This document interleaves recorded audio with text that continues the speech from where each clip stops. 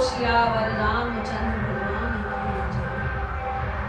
भरत का उन्हें श्री राम से राज्य ग्रहण करने का अनुरोध करके उनसे पिता की मृत्यु का समाचार बताया। श्री रामचंद्र जी की बात सुनकर भरत ने इस प्रकार उत्तर दिया, भैया मैं राज्य का अधिकारी न होने के कारण उस राजधर्म के अधिकार से रहित हूँ, अतः मेरे लिए यह राजधर्म का उपदेश किस काम आएगा। नरश्रेष्ठ, हमारे यहाँ सदा से ही इस शाश्वत धर्म का पालन होता आया है कि ज्येष्ठ पुत्र के रहते हुए छोटा पुत्र राजा नहीं हो सकता। अतः रघुनंदन, आप मेरे साथ समृद्धशाली अयोध्यापुरी को चलिए और हमारे कुल के अभ्युदय के लिए राजा के पद पर अपना अभिषेक कराइए। यद्यपि सब लोग राजा को मनुष्य कहते हैं, तथापि मेरी राय में वह देवत्व पर प्रतिष्ठित है, क्योंकि उसके धर्म और अर्थयुक्त आचार को साधारण मनुष्य के लिए असंभावित बताया गया है। जब मैं केकई देश में था और आप वन में चले आए थे, तब अश्वमेध आदि यज्ञों के कर्ता और सत्पुरुषों द्वारा सम्मानित बुद्धिमान महाराज दशरथ स्वर्गलोक को चले गए। सीता और लक्ष्मण के साथ आपके राज्य से निकलते ही दुख शोक से पीड़ित हुए महाराज स्वर्गलोक को चल दिए। पुरुष सिंह उठिए और पिता को जलांजलि दान कीजिए। और यह शत्रुघ्न दोनों पहले ही उनके लिए जलांजलि दे चुके हैं। रघुनंदन, कहते हैं प्रिय पुत्र का दिया हुआ जल आदि पितृलोक में अक्षय होता है और आप पिता के परम प्रिय पुत्र हैं। आपके पिता आपसे विलग होते ही शोक के कारण रुग्ण हो गए और आपके ही शोक में मग्न हो आपको ही देखने की इच्छा रखकर आप में ही लगी हुई बुद्धि को आपकी ओर से न हटाकर आपका ही स्मरण करते हुए स्वर्ग को चले गए। भरत की कही हुई पिता की मृत्यु से संबंध रखने वाली करुणाजनक बात सुनकर श्री रामचंद्र जी दुख के कारण अचेत हो गए। भरत के मुख से निकला हुआ वह वचन वज्र सा लगा, मानो दानव शत्रु इंद्र ने युद्ध स्थल में वज्र का प्रहार सा कर दिया हो। मन को प्रिय न लगने वाले उस वाग वज्र को सुनकर शत्रुओं को संताप देने वाले श्री राम दोनों भुजाओं को ऊपर उठाकर जिसकी डालियां खुली हुई हो, वन में कुल्हाड़ी से कटे हुए उस वृक्ष के भांति पृथ्वी पर गिर पड़े। भरत के दर्शन से श्री राम को बात हुआ था पिता की मृत्यु के समूह से दुख, अतः उन्हें खिले हुए और कटे हुए पृथ्वीपति श्री राम इस प्रकार पृथ्वी पर गिरकर नदी के तट को दांतों से विदीर्ण करने के परिश्रम से थककर सोए हुए हाथी के समान प्रतीत होते थे। शोक के कारण दुर्बल हुए उन महाधनुर्धर श्री राम को सब ओर से घेरकर सीता सहित रोते हुए तीनों भाई आंसुओं के जल से भिगोने लगे। थोड़ी देर बाद पुनः होश में आने पर नेत्रों से अश्रु वर्षा करते हुए कपुष्ट कुलभूषण श्री राम ने अत्यंत दीन वाणी में विलाप आरंभ किया। पृथ्वीपति महाराज दशरथ को स्वर्गगामी हुआ सुनकर धर्मात्मा श्री राम ने भरत से यह धर्मयुक्त बात कही, भैया जब पिताजी परलोकवासी हो गए तब अयोध्या में चलकर अब मैं क्या करूँगा। उन राष्ट्रोमणि पिता से हीन हुई उस अयोध्या का कौन पालन करेगा। हाय, जो पिताजी मेरे ही शोक से मृत्यु को प्राप्त हुए, उन्हीं का मैं दाह संस्कार तक न कर सका। मुझ जैसे व्यर्थ जन्म लेने वाले पुत्र से उन महात्मा पिता का कौन सा कार्य सिद्ध हुआ। निष्पाप भरत, तुम ही कृतार्थ हो। तुम्हारा अहोभाग्य है जिससे तुमने और शत्रुघ्न ने सभी प्रेत कार्यों अर्थात पारलौकिक कृत्यों में संस्कार कर्म के द्वारा महाराज का पूजन किया है। महाराज दशरथ से हीन हुई अयोध्या अब प्रधान शासक से रहित हो अस्वस्थ एवं आकुल हो उठी है। अतः वनवास से लौटने पर भी मेरे मन में अयोध्या जाने का उत्साह नहीं रह गया है। परम तब भरत वनवास की अवधि समाप्त करके यदि मैं अयोध्या में जाऊं तो फिर कौन मुझे कर्तव्य का उपदेश देगा, क्योंकि पिताजी तो परलोकवासी हो गए। पहले जब मैं उनकी किसी आज्ञा का पालन करता था तब वे मेरे सद्व्यवहार को देखकर मेरा उत्साह बढ़ाने के लिए जो जो बातें कहा करते थे, कानों को सुख पहुंचाने वाली उन बातों को अब मैं किसके मुख से सुनूंगा।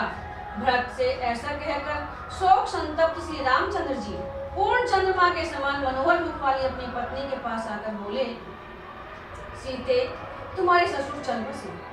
लक्ष्मण तुम पितृहीन हो गए। भरत पृथ्वीपति महाराज दशरथ के स्वर्गवास का दुखदायी समाचार सुना रहे हैं। श्री रामचंद्र जी के ऐसा कहने पर उन सभी यशस्वी कुमारों के नेत्रों में बहुत अधिक आंसू उमड़ आए। तदंतर सभी भाइयों ने दुखी हुए श्री रामचंद्र जी को सांत्वना देते हुए कहा, भैया अब पृथ्वीपति पिताजी के लिए जलांजलि दान कीजिए। अपने ससुर महाराज दशरथ के स्वर्गवास का समाचार सुनकर सीता के नेत्रों में आंसू भर आए। वे अपने प्रियतम श्री रामचंद्र जी की ओर देख न सके। तदंतर रोती हुई जनक कुमारी को सांत्वना देकर दुखमग्न श्री राम ने अत्यंत दुखी हुए लक्ष्मण से कहा, भाई तुम इंगूदी का पिसा हुआ फल और चीर एवं उत्तरीय ले आओ, मैं महात्मा पिता को जलदान देने के लिए चलूंगा। सीता आगे आगे चले, इनके पीछे तुम चलो और तुम्हारे पीछे मैं चलूंगा। शोक के समय की यही परिपाटी है जो अत्यंत दारुण होती है।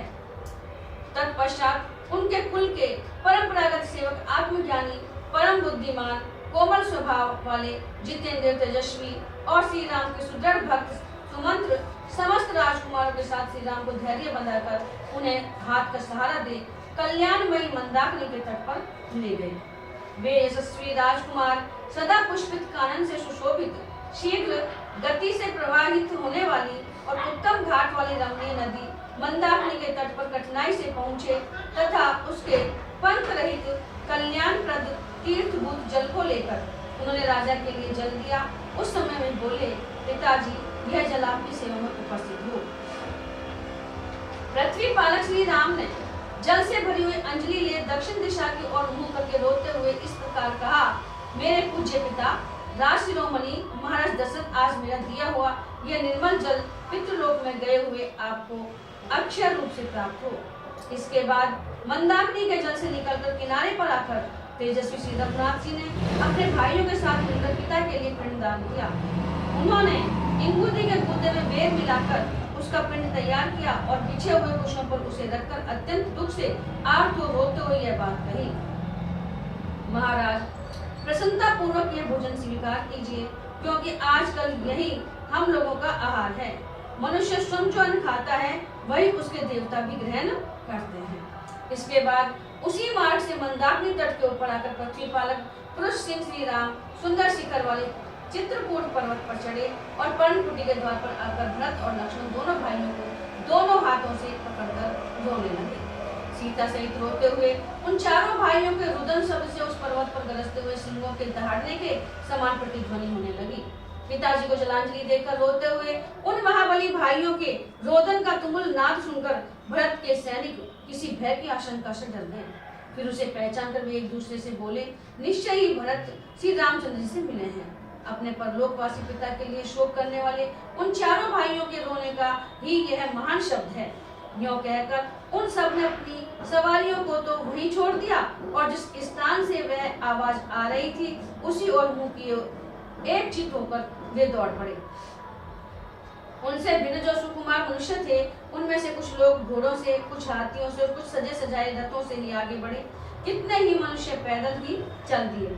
यद्यपि श्री रामचंद्र जी को परदेश में आए सभी अभी थोड़े ही दिन हुए थे, तथापि लोगों को ऐसा जान पड़ता था कि मानो वे दीर्घ काल से परदेश में रह रहे हैं।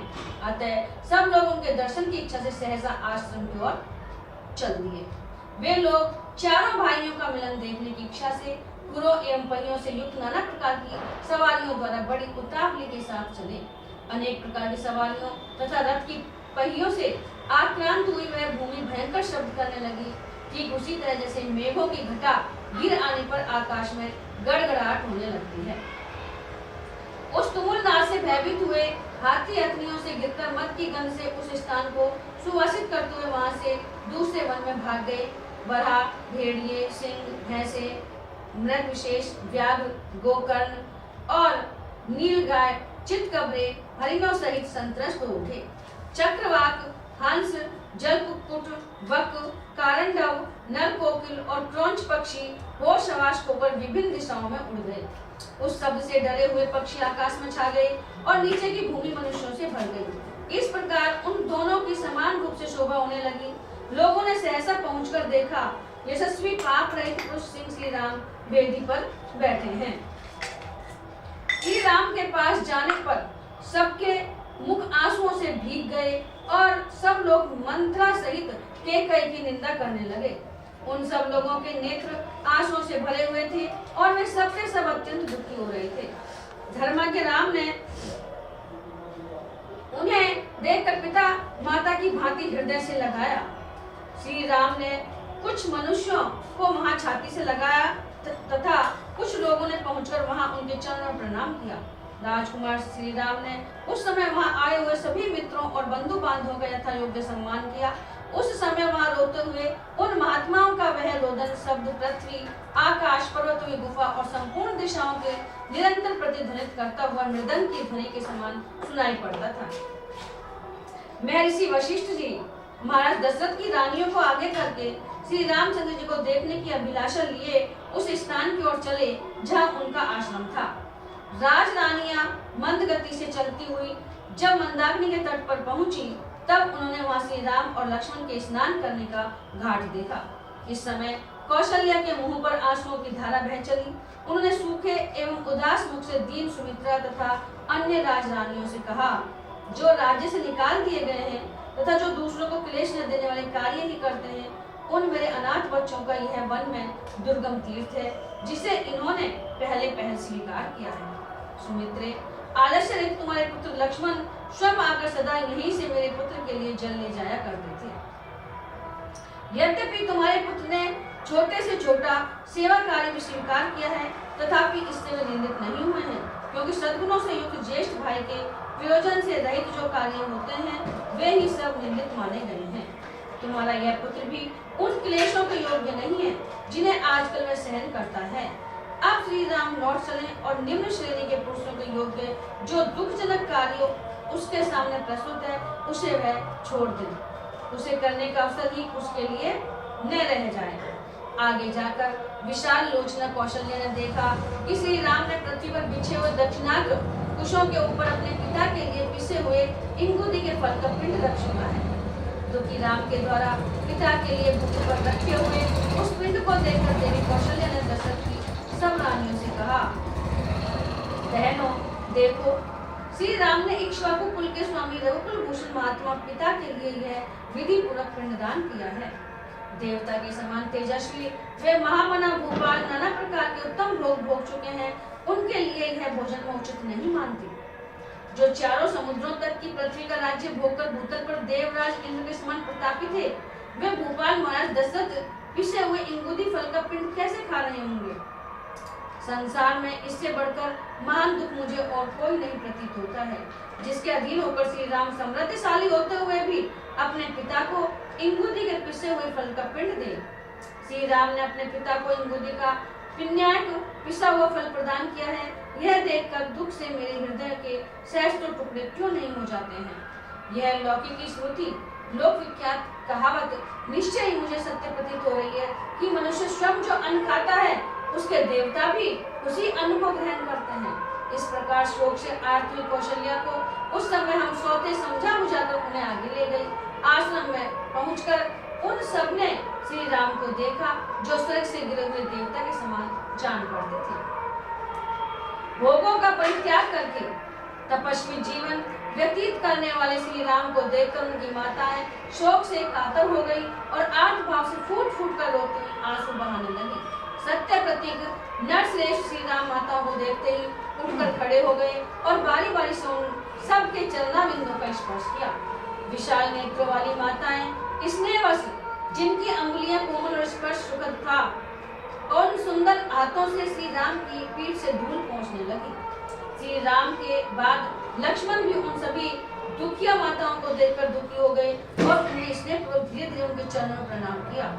उन सब माताओं ने श्री राम के साथ जैसा बर्ताव किया था वैसे उत्तम लक्षणों से युक्त दशरथ नंदन लक्ष्मण के साथ भी किया।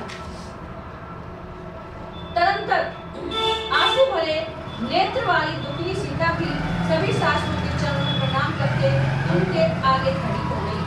तब दुख से पीड़ित हुई कौशल्या ने जैसे माता अपनी बेटी को हृदय से लगा लेती है, उसी प्रकार वनवास के कारण दीन दुर्बल हुई सीता को छाती से चिपका लिया और इस प्रकार कहा, विधेयराज जनक की पुत्री राजा दशरथ की पुत्रवधू तथा श्री राम की पत्नी इस निर्जन वन में क्यों दुख भोग रही है। बेटी, तुम्हारा मुख धूप से तपे हुए कमल, कुचले हुए उत्पल, धूल से ध्वस्त हुए सुवर्ण और बादल से ढके हुए चंद्रमा की भांति श्रीहीन हो रहा है। विधेय नंदिनी, जैसे आग अपने उत्पत्ति स्थान काष्ठा को दग्ध कर देती है, उसी प्रकार तुम्हारे इस मुख को देखकर मेरे मन में संकट रूपी अग्नि से उत्पन्न हुआ यह शोकानल मुझे जलाए देता है। शोकाकुल हुई माता जब इस प्रकार विलाप कर रही थी, उसी समय भरत के बड़े भाई श्री राम ने वशिष्ठ के चरणों में पड़कर उन्हें दोनों हाथों से पकड़ लिया। जैसे देवराज इंद्र बृहस्पति के चरणों का स्पर्श करते हैं, उसी प्रकार अग्नि के समान बढ़े हुए तेज वाले पुरोहित वशिष्ठ जी के दोनों पैर पकड़कर श्री रामचंद्र जी उनके साथ ही पृथ्वी पर बैठ गए। तदंतर धर्मात्मा भरत एक साथ आए हुए अपने सभी मंत्रियों, प्रधान उपवासियों, सैनिकों तथा परम धर्मात्मा पुरुषों के साथ अपने बड़े भाई के पास उनके पीछे जा बैठे। उस समय श्री राम के आसन के समीप बैठे हुए अत्यंत पराक्रमी भरत ने दिव्य दीप्ति से प्रकाशित होने वाले श्री रघुनाथ जी को तपस्वी के वेश में देखकर उनके प्रति उसी प्रकार हाथ जोड़ लिए जैसे देवराज इंद्र प्रजापति ब्रह्मा के समक्ष विनीत भाव से हाथ जोड़ते हैं। उस समय वहां बैठे हुए श्रेष्ठ पुरुषों के हृदय में यथार्थ रूप से यह उत्तम कौतूहल सा जाग उठा कि देखें ये भरत श्री रामचंद्र जी को सत्कार पूर्वक प्रणाम करके आज उत्तम रीति से उनके समक्ष क्या कहते हैं। वे सत्य प्रत्येक श्री राम, महानुभाव लक्ष्मण तथा धर्मात्मा भरत ये तीनों भाई अपने सुहृदों से घिरकर यज्ञशाला में सदस्यों द्वारा घिरे हुए त्रिविध अग्नियों के समान शोभा पा रहे हैं। अपने सुहृदयों से घिरकर बैठे हुए पुरुष सिंह श्री राम आदि भाइयों की वह रात्रि पिता की मृत्यु के दुख से शोक करते हुए ही व्यतीत हुई। सवेरा होने पर भरत आदि तीनों भाई सुहृदयों के साथ ही मंदाकिनी के तट पर गए और स्नान, होम एवं जप आदि करके पुनः श्री राम के पास लौट आए। वहां आकर सभी चुपचाप बैठ गए, कोई कुछ नहीं बोल रहा था। तब सुहृदों के बीच में बैठे हुए भरत ने श्री राम से इस प्रकार कहा, भैया, पिताजी ने वरदान देकर मेरी माता को संतुष्ट कर दिया और माता ने यह राज्य मुझे दे दिया। अब मैं अपनी ओर से यह अकंटक राज्य आपकी ही सेवा में समर्पित करता हूँ। आप इसका पालन एवं उपभोग कीजिए। वर्षा काल में जल के महान वेग से टूटे हुए सेतु की भांति इस विशाल राज्य खंड को संभालना आपके सिवा दूसरे के लिए अत्यंत कठिन है। पृथ्वीनाथ जैसे गधा घोड़े की और अन्य साधारण पक्षी गरुड़ की चाल नहीं चल सकते, उसी प्रकार मुझ में आपकी गति का, आपकी पालन पद्धति का अनुसरण करने की शक्ति नहीं है। श्री राम, जिसके पास आकर दूसरे लोग जीवन निर्वाह करते हैं, उसी का जीवन उत्तम है, और जो दूसरों का आश्रय लेकर जीवन निर्वाह करता है, उसका जीवन दुखमय है। अतः आपके लिए राज्य करना ही उचित है। जैसे फल की इच्छा रखने वाले किसी पुरुष ने एक वृक्ष लगाया और उसे पाल पोस कर बड़ा किया, फिर उसके तने मोटे हो गए और वह ऐसा विशाल वृक्ष हो गया कि किसी नाटे कद के पुरुष के लिए उस पर चढ़ना अत्यंत कठिन था। उस वृक्ष में जब फूल लग जाएं, उसके बाद भी यदि वह फल नहीं दिखा सके, तो जिसके लिए उस वृक्ष को लगाया गया था वह उद्देश्य पूरा न हो सका। ऐसी स्थिति में उसे लगाने वाला पुरुष उस प्रसन्नता का अनुभव नहीं करता जो फल की प्राप्ति होने से संभावित थी। महाभावों, यह एक उपमा है, इसका अर्थ आप स्वयं समझ लें। अर्थात पिता ने आप जैसे सद्गुण संपन्न पुत्र को लोक रक्षा के लिए उत्पन्न किया था। यदि आपने राज्य पालन का भार अपने हाथ में नहीं लिया तो उनका वह उद्देश्य व्यर्थ हो जाएगा। इस राज्य पालन के अवसर पर आप श्रेष्ठ एवं भरण पोषण में समर्थ होकर भी यदि हम भृत्यों का शासन नहीं करेंगे तो पूर्वोक्त उपमा ही आपके लिए लागू होगी। महाराज, विभिन्न जातियों के संघ और प्रधान पुरुष आप शत्रुदमन नरेश को सब और तपते हुए सूर्य की भांति राज्य सिंहासन पर विराजमान देखें। ककुष्ठ कुलभूषण, इस प्रकार आपके अयोध्या को लौटते समय मत वाले हाथी गर्जना करें और अंतःपुर की स्त्रियां एकाग्रचित्त होकर प्रसन्नता पूर्वक आपका अभिनंदन करें। इस प्रकार श्री राम से राज्य ग्रहण के लिए प्रार्थना करते हुए भरत जी की बात सुनकर नगर के भिन्न भिन्न मनुष्यों ने उसका भली भांति अनुमोदन किया। तब शिक्षित बुद्धि वाले अत्यंत धीर भगवान श्री राम ने यशस्वी भरत को इस तरह दुखी हो विलाप करते देख उन्हें सांत्वना देते हुए कहा, भाई, यह जीव ईश्वर के समान स्वतंत्र नहीं है। अतः कोई यहाँ अपनी इच्छा के अनुसार कुछ नहीं कर सकता। काल इस पुरुष को इधर उधर खींचता रहता है। समस्त संग्रहों का अंत विनाश है। लौकिक उन्नतियों का अंत पतन है। संयोग का अंत वियोग है और जीवन का अंत मरण है। जैसे पके हुए फलों को पतन के सिवा और किसी से भय नहीं है, उसी प्रकार उत्पन्न हुए मनुष्यों को मृत्यु के सिवा और किसी से भय नहीं है। जैसे सुदृढ़ खंभे वाले मकान भी पुराना होने पर गिर जाता है, उसी प्रकार मनुष्य जरा और मृत्यु के वश में पड़कर नष्ट हो जाता है। जो रात बीत जाती है वह लौटकर फिर नहीं आती।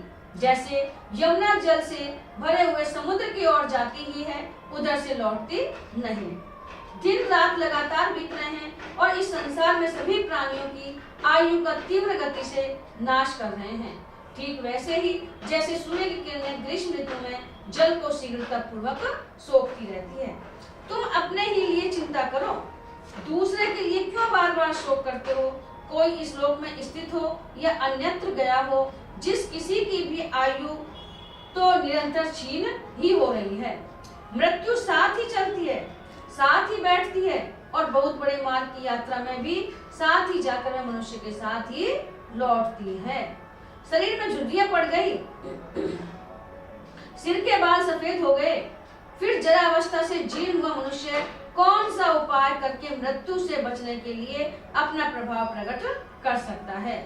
लोग सूर्योदय होने पर प्रसन्न होते हैं, सूर्यास्त होने पर भी खुश होते हैं, किंतु ये नहीं जानते कि प्रतिदिन अपने जीवन का नाश हो रहा है। किसी ऋतु का प्रारंभ देखकर मानो वह नई नई आई हो, पहले कभी आई ही न हो, ऐसा समझकर लोग हर्ष से खिल उठते हैं, परंतु यह नहीं जानते कि इन ऋतुओं के परिवर्तन से प्राणियों के प्राणों का आयु का क्षय हो रहा है। जैसे महासागर में बहते हुए दो काठ कभी एक दूसरे से मिल जाते हैं और कुछ काल के बाद अलग भी हो जाते हैं, उसी प्रकार स्त्री, पुत्र, कुटुंब और धन भी मिलकर बिछुड़ जाते हैं, क्योंकि इनका वियोग असंभावी है। इस संसार में कोई भी प्राणी यथा समय प्राप्त होने वाले जन्म मरण का उल्लंघन नहीं कर सकता। इसलिए जो किसी मरे हुए व्यक्ति के लिए बारंबार शोक करता है, उसमें भी यह सामर्थ्य नहीं है कि वह अपनी ही मृत्यु को टाल सके। जैसे आगे जाते हुए यात्रियों अथवा व्यापारियों के समुदाय से रास्ते में खड़ा हुआ पथिक यूं कहे कि मैं भी आप लोगों के पीछे पीछे आऊंगा और तदनुसार वह उनके पीछे पीछे जाए, उसी प्रकार हमारे पूर्वज पिता में आदि जिस मार्ग से गए हैं, जिस पर जाना अनिवार्य है तथा जिससे बचने का कोई उपाय नहीं है, उसी मार्ग पर स्थित हुआ मनुष्य किसी और के लिए शोक कैसे करे। जैसे नदियों का प्रवाह पीछे नहीं लौटता, उसी प्रकार दिन दिन ढलती हुई अवस्था फिर नहीं लौटती है, उसका क्रमशः नाश हो रहा है। यह सोचकर आत्मा को कल्याण के साधन भूत धर्म में लगावे, क्योंकि सभी लोग अपना कल्याण चाहते हैं। तात हमारे पिता धर्मात्मा थे, उन्होंने पर्याप्त दक्षिणाएं देकर प्राय सभी परम शुभ कारक यज्ञों का अनुष्ठान किया था। उनके सारे पाप धुल गए थे, अतः वे महाराज स्वर्ग लोक में गए हैं। वे भरण पोषण के योग्य परिजनों का भरण करते हैं, प्रजाजनों का भली भांति पालन करते हैं और प्रजाजनों से धर्म के अनुसार कर आदि के रूप में धन लेते थे। इन सब कारणों से हमारे पिता उत्तम स्वर्ग लोक में पधारे हैं। सर्व प्रिय शुभ कर्मों तथा प्रचुर दक्षिणा वाले यज्ञों के अनुष्ठानों से हमारे पिता पृथ्वीपति महाराज दशरथ स्वर्गलोक में गए हैं। उन्होंने नाना प्रकार के यज्ञों द्वारा यज्ञ पुरुष की आराधना की, प्रचुर भोग प्राप्त किए और उत्तम आयु पाई थी। इसके बाद वे महाराज यहाँ से स्वर्गलोक को पधारे हैं।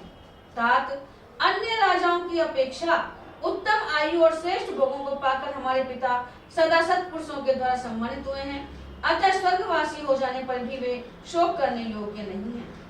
हमारे पिता ने जरा जीर्ण मानव शरीर का परित्याग करके देवी संपत्ति प्राप्त की है, जो ब्रह्मलोक में विहार कराने वाली है।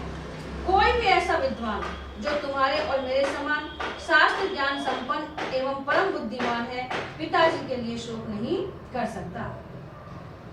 धीर एवं प्रज्ञावान पुरुष को सभी अवस्थाओं में ये नाना प्रकार के शोक, लाभ तथा रोदन त्याग देने चाहिए। इसलिए तुम स्वस्थ हो जाओ, तुम्हारे मन में शोक नहीं होना चाहिए। वक्ताओं में श्रेष्ठ भरत, तुम यहाँ से जाकर अयोध्या में निवास करो, क्योंकि मन को वश में रखने वाले पूज्य पिताजी ने तुम्हारे लिए यही आदेश दिया। उन पुण्य कर्मा महाराज ने मुझे भी जहाँ रहने की आज्ञा दी है, वहीं रहकर मैं उन पूज्य पिता के आदेश का पालन करूंगा। शत्रु दमन भरत, पिता की आज्ञा की अवहेलना करना मेरे लिए कदापि उचित नहीं है। वे तुम्हारे लिए भी सर्वदा सम्मान के योग्य हैं, क्योंकि वे ही हम लोगों के हितैषी, बंधु और जन्मदाता हैं। रघुनंदन, मैं इस वनवास रूपी कर्म के द्वारा पिताजी के ही वचन का जो धर्मात्माओं को भी मान्य है पालन करूंगा। नरश्रेष्ठ, परलोक पर विजय पाने की इच्छा रखने वाले मनुष्य को धार्मिक क्रूरता से रहित और गुरुजनों का आज्ञा पालन होना चाहिए।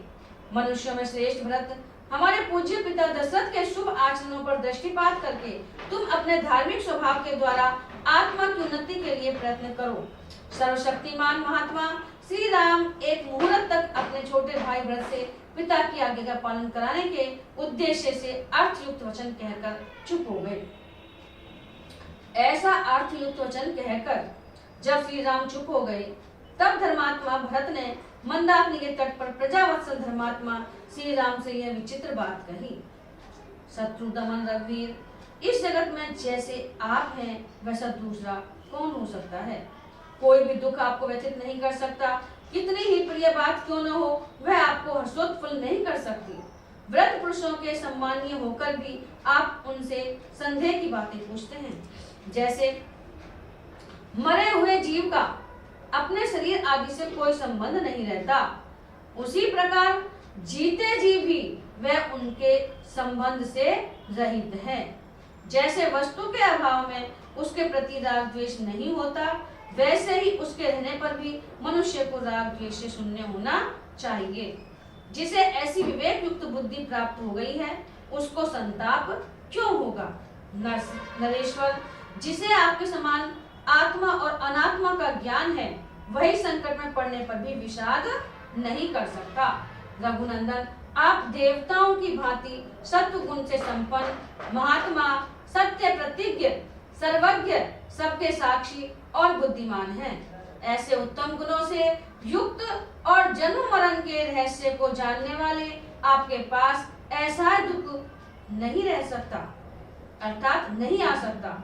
जब मैं परदेश में था, उस समय नीच विचार रखने वाली मेरी माता ने मेरे लिए जो पाप कर डाला वह मुझे अभिष्ट नहीं है, अतः आप उसे क्षमा करके मुझ पर प्रसन्न हो। मैं धर्म के बंधन में बंधा हुआ हूँ, इसलिए इस पाप करने वाली एवं दंडनीय माता को मैं कठोर दंड देकर मार नहीं डालता।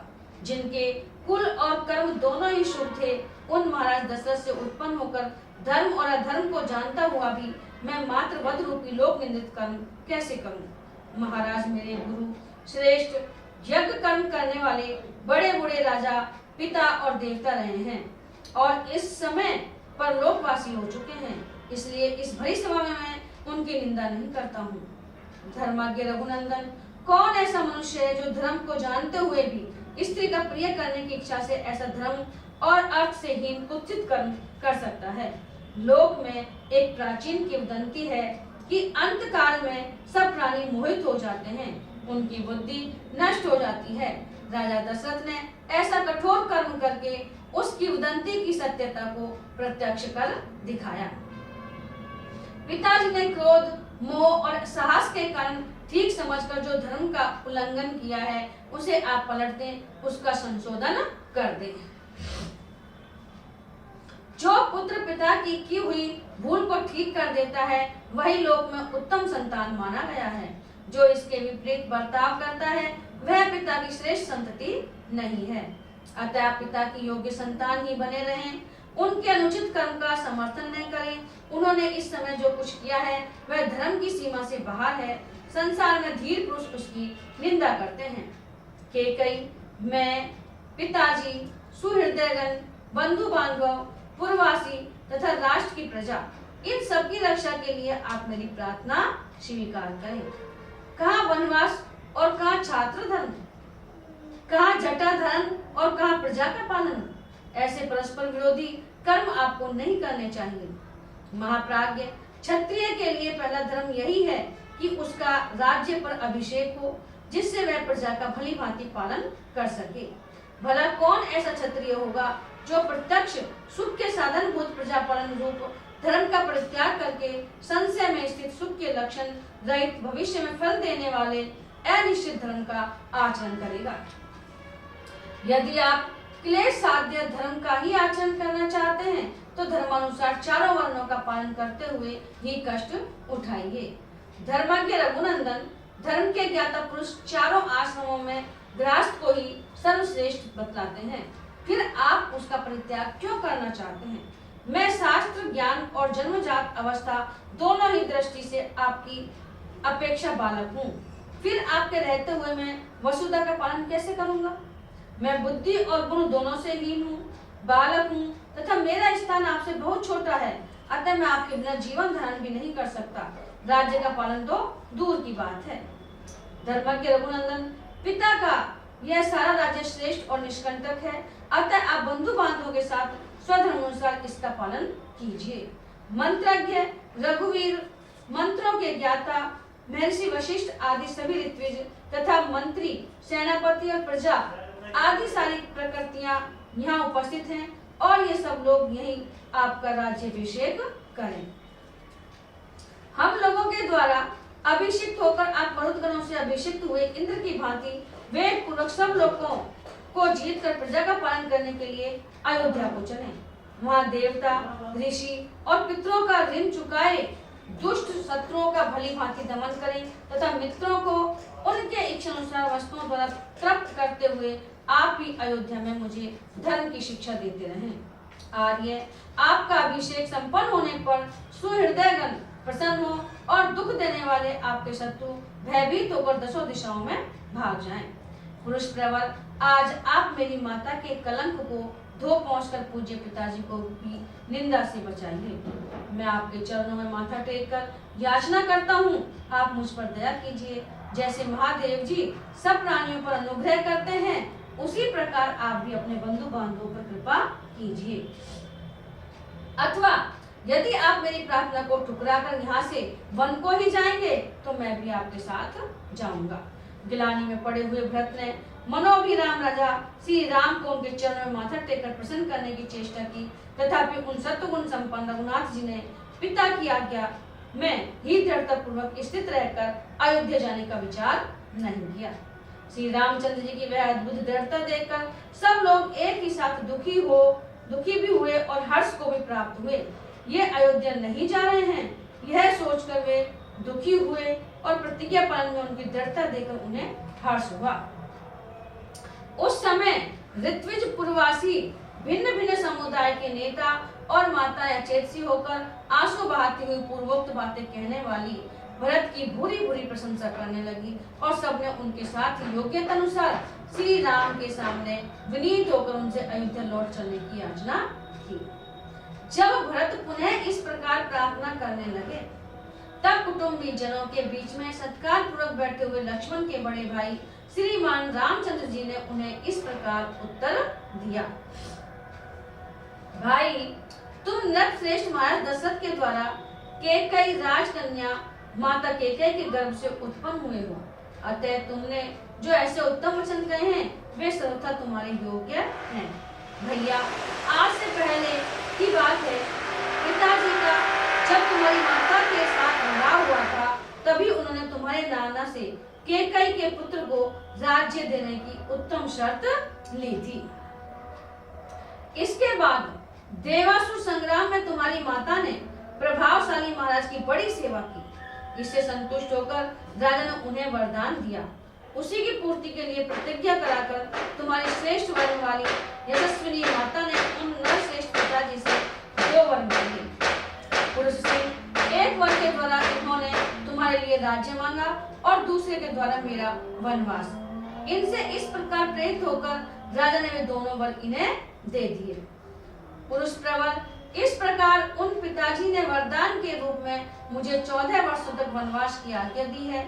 यही कारण है कि मैं सीता और लक्ष्मण के साथ इस निर्जन वन में चला आया हूँ। यहाँ मेरा कोई प्रतिद्वंदी नहीं है। मैं यह पिताजी के सत्य की रक्षा में स्थित रहूंगा।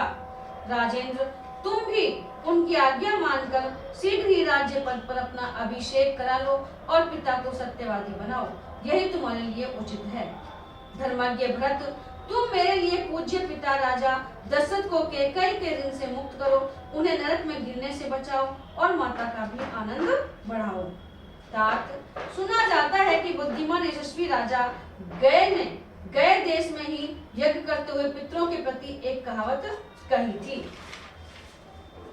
वह इस प्रकार है, बेटा पुत्र नामक नरक से पिता का उद्धार करता है, इसलिए वह पुत्र कहा गया है।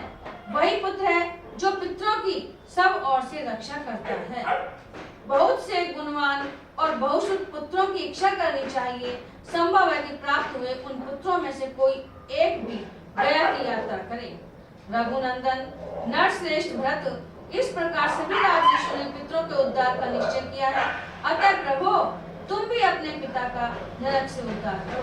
वीर भरत, तुम शत्रुघ्न तथा समस्त ब्राह्मणों को साथ लेकर अयोध्या को लौट जाओ और प्रजा को।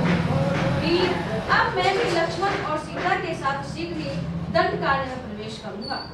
भरत, तुम स्वयं मनुष्यों के राजा बनो और मैं जंगली पशुओं का सम्राट बनूंगा।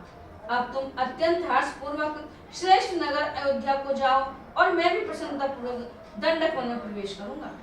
भरत, सूर्य की प्रभा को तिरोहित कर देने वाला छत्र तुम्हारे मस्तक पर शीतल छाया करे। अब मैं भी धीरे धीरे इन जंगली वृक्षों की घनी छाया का आश्रय लूंगा। भरत, अतुलित बुद्धि वाले शत्रुघ्न तुम्हारी सहायता में रहें और सुविख्यात सुमित्रा कुमार लक्ष्मण मेरे प्रधान मित्र हैं। हम चारों पुत्र अपने पिता राजा दशरथ के सत्य की रक्षा करें। तुम भी विषाद मत करो।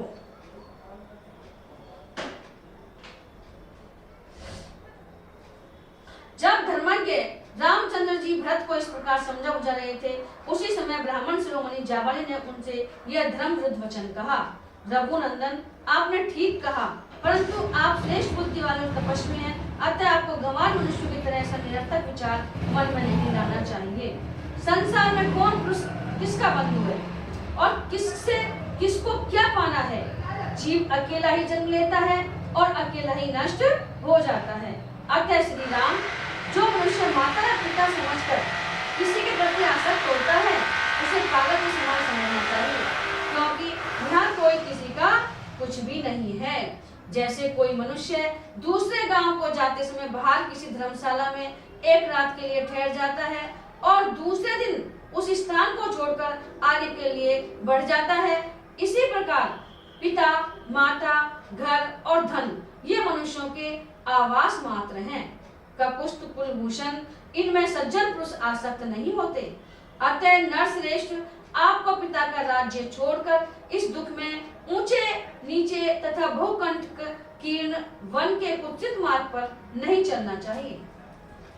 आप समृद्धशालिनी अयोध्या में राजा के पद पर अपना अभिषेक कराइए। वह नगरी प्रोषित भ्रतका नारी की भांति एक वेणी धारण करके आपकी प्रतीक्षा करती है।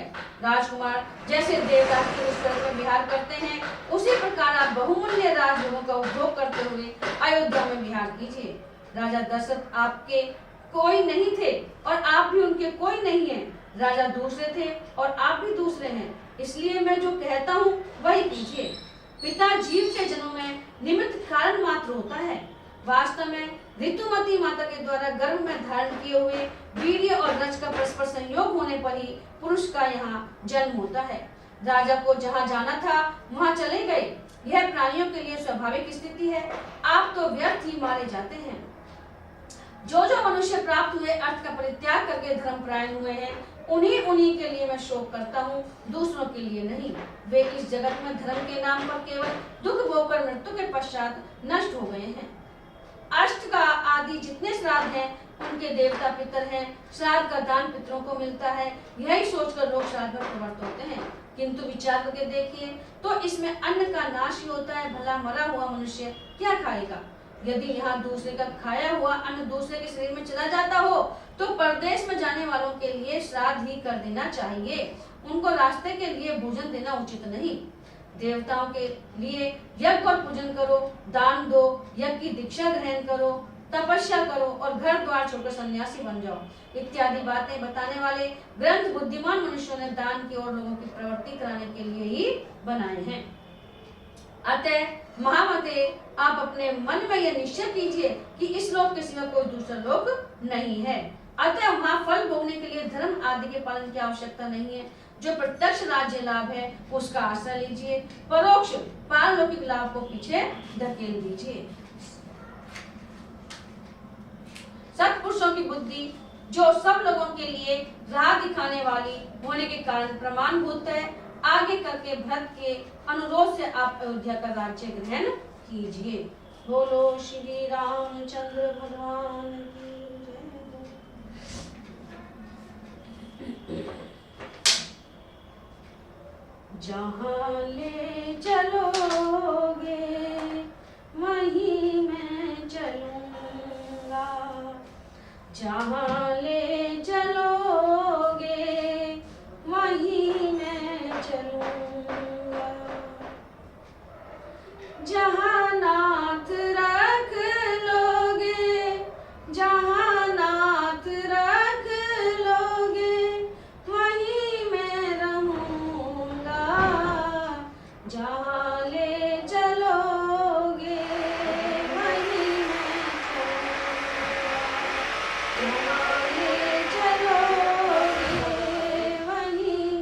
चलूंगा,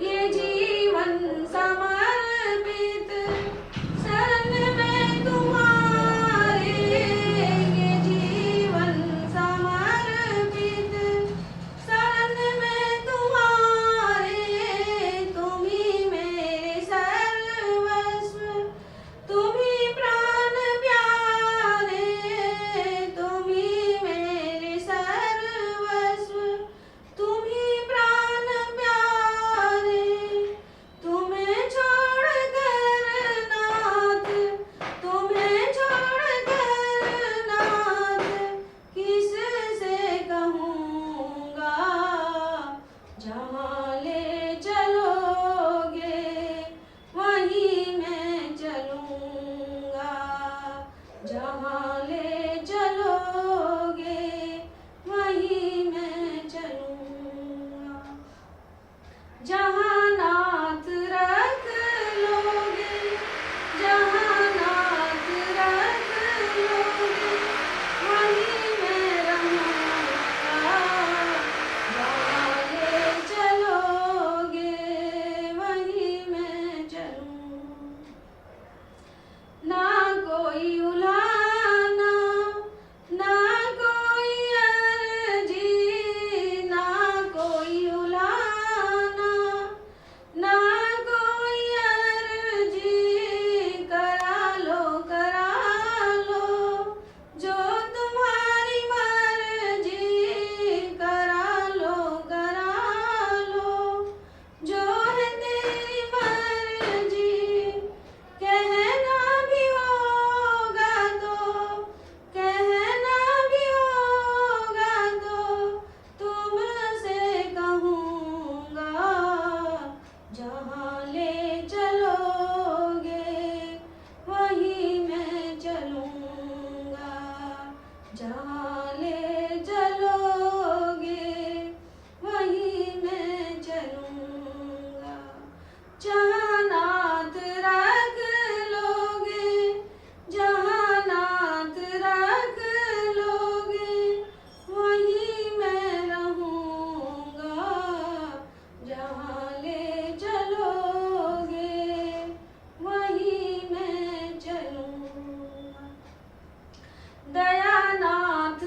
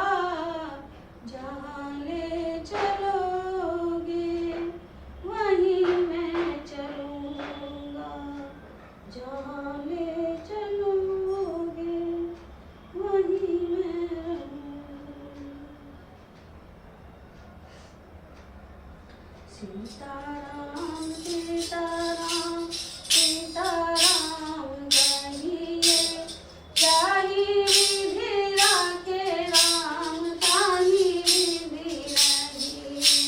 सीताराम सीताराम सीताराम कहिए, जाहि विधि राखे राम ताहि विधि रहिए। हे मुख में हो राम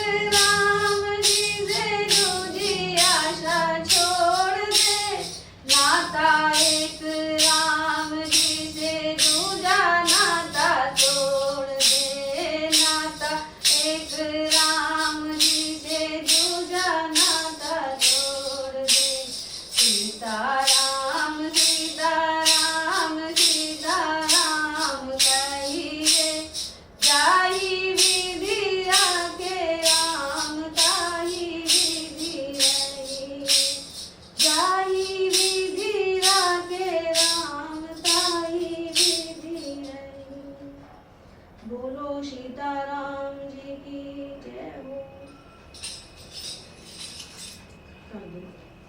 सबका